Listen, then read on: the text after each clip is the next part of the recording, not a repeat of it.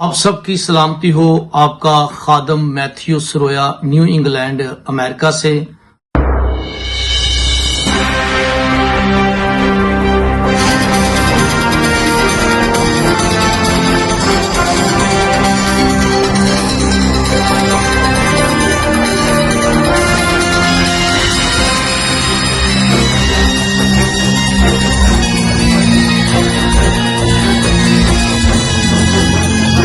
यानी 5 बड़े आजम में हमने काम किया और ये मैथ्यू सरोया की पहचान है, ये आप सबकी पहचान है, ये हम सब पाकिस्तानियों की ये मिशन है। तो इसलिए इस मिशन का आगाज किया गया और मसीहा वर्ल्ड मिशन जो है वो उर्दू में इसका नाम होता है आलमी मसीही जमात।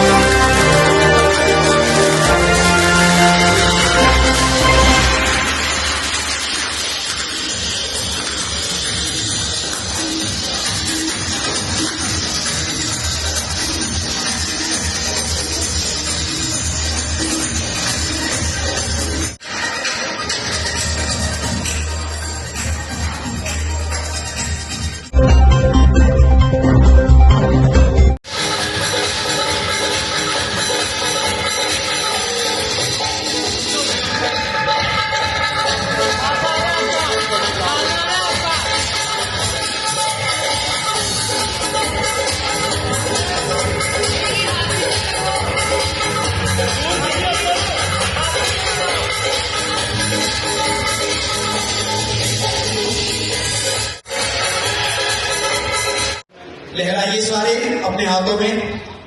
ये एक किताब मसीही लोगों के लिए जिंदगी गुजारने के उसूल पर मबनी एक जामा किताब है और मुख्तसर तौर पर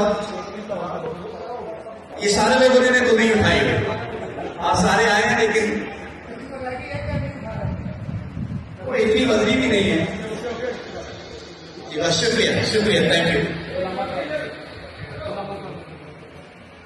इसलिए जब मैंने अपने तजर्बे से ये हासिल किया और मैंने दुनिया को देखा कि दुनिया में खानदान जो है वो बिखरे हुए हैं, कलीसियां जो टूटी हुई हैं, तो उस वक्त से ही मेरे दिल में खुदा ने ये बात डाल दी कि कोई ऐसी किताब कलम बंद की जाए जो कि फ्राइज के ऊपर हो, जो कि भटकी हुई रूहों को वापस लाने का एक जरिया बन सके।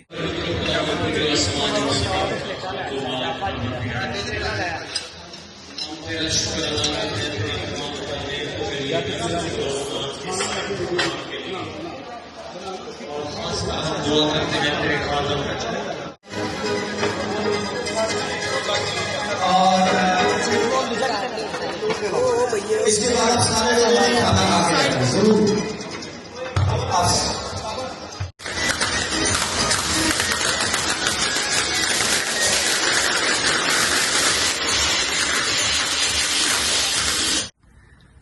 मैंने दुनिया के 52 मुल्कों की जियारत की है और मैंने देखा है कि खानदान कैसे टूट जाते हैं, कलीसिया कैसे टुकड़े टुकड़े हो जाती हैं।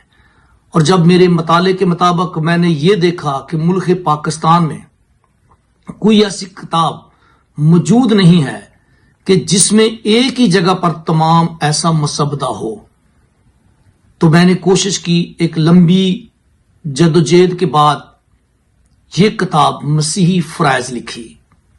और जब मसीही फ्राइज इस किताब का नाम है, जिसे अंग्रेजी में क्रिश्चियन ड्यूटी कहते हैं, तो उसके बाद ये किताब सिर्फ मसीही लीडरों के लिए नहीं हो सकती, ये हर एक उस मसीही की जिम्मेदारी है।